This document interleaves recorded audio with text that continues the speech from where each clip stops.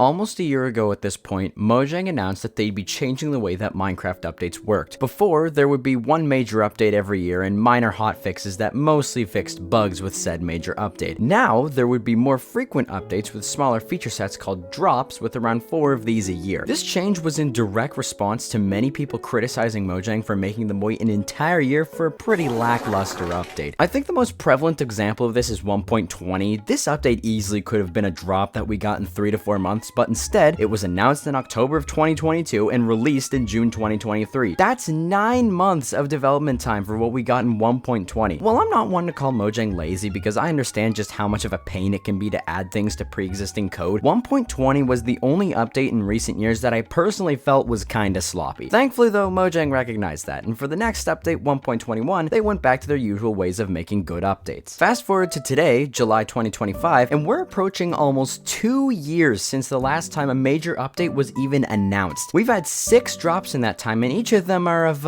varying quality. The main problem with the first couple drops was that they were so small that you could barely even consider them anything. Wolf Armor and the Armadillo was a drop, updated bat textures and putting items in pots was a drop, and adding the bundle in hardcore mode, which by the way was only part of the bedrock version of the drop, was considered a drop. When they cited these as what drops were kinda gonna be, I started getting very worried about the future of the game. It's not that I didn't appreciate new features or anything like that, but I didn't believe, and still don't to a lesser degree now, that drops, especially of the kind that we saw in 2024, could generate enough interest in the game to keep it alive and to draw new players in. Even in the spring drop this year, the main selling point of that was basically new animal textures. I just don't see any world where that or one new kinda okay-ish item in the case of the bundle drop generates any hype around the game at all. Now compare that with past updates. Sure, they were once a year, but you were getting an entire ocean overhaul, an entire overhaul of the village and villager systems, a complete overhaul of the nether, and completely new terrain generation with an additional 128 blocks of extra space. That is what can generate hype for a game.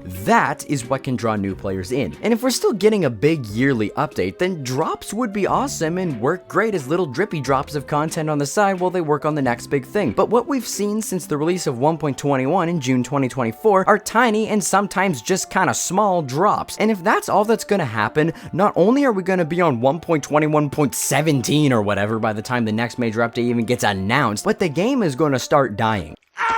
Oh, that's a tall claim from a man with no evidence, I hear some of you saying, but that's where you'd be wrong. I have evidence, and it's called the years 2016 and 2017. 2016 and 2017 basically gave us 3 drops and an actual update. If you're curious, 1.9 was the actual update, which, by the way, came out after a full year of nothing but hotfixes, which is probably why people who didn't like it really didn't like it. The other 3, 1.10, 1.11, and 1.12, were pretty much the equivalent of drops today. 1.10 and 1.11 were released in short succession of each other, and 1.12 was the only major update of 2017. What did these updates add though? Well, funny as it is, 1.10 added mob variants of the zombie and skeleton and a couple new blocks, alongside the structure block, which I guess was this update's big kicker.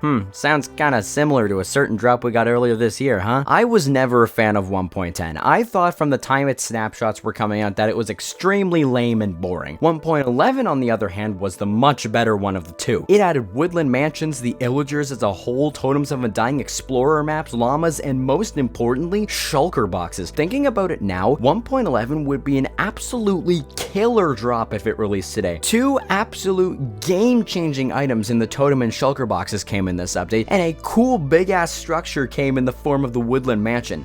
And then 1.12 gave us colors and parrots, I guess.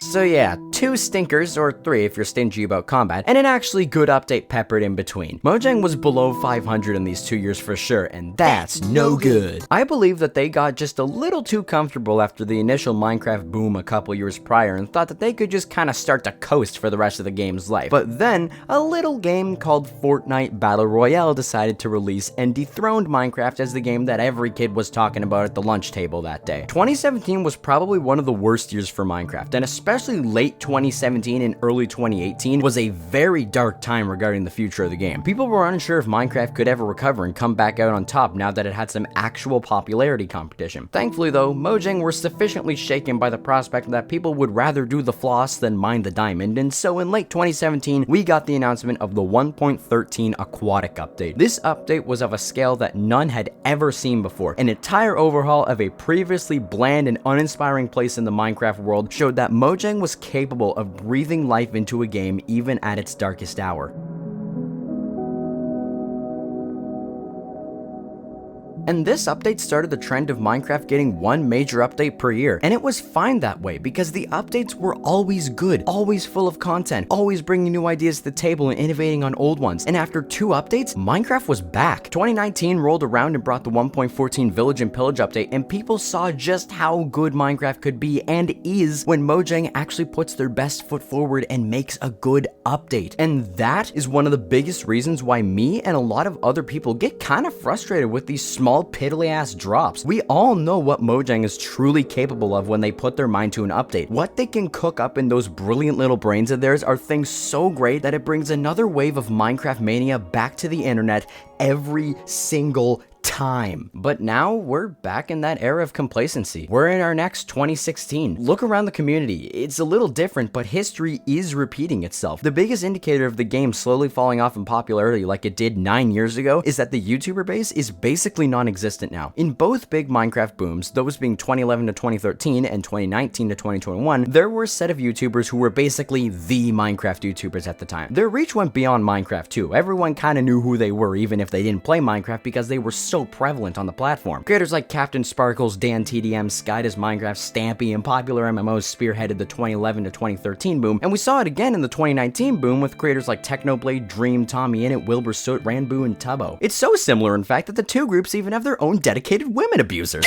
But look at the scene now. Who are the people now that you would consider the Minecraft YouTubers? Honestly, I can't really think of any, and such was the case in 2016. There's no doubt that one of the biggest factors in Minecraft's popularity is its ability to stay relevant on platforms like YouTube. So when that goes down, the game's gonna be in a really bad spot where its only lifeline left is to make good and interesting updates. But it's not even doing that anymore. It's making mob reskins again and adding new things with no real meaning to them. History will repeat itself. So what can Minecraft do to hopefully recover and have its next big boom? Well, the only thing in my eyes at least that they can really do at this point is make another major update. One on the scale of the updates that came before 1.19. There's a couple options that they could go for, but I think that if they want to win back the popularity now, then they should go for the obvious choice, an end update. For a long time, the cave update was the most requested Minecraft update, and for good reason, but once that finally got done, the end update, which I imagine was probably second to the cave update, has assumed the spotlight. This update is really important though. It's more than just another update to the game, because it may end up being the game's only attempt to save itself from another dark era like the 2016-2017 era. So this update has to be done perfectly, no matter what it is for that matter, end update or not. It has to be extremely good because the future of the game depends fully on it. But at the end of the day, the choice lies with Mojang. Can they see the impending doom approaching? Do they really care because they know what they have? Well, I don't know myself, but all I can say is that I hope that they make the right choice and keep Minecraft alive, because I love this game and I know you do too. Minecraft needs another major update. Thank you all for watching, and I'll see you in the next one, okay?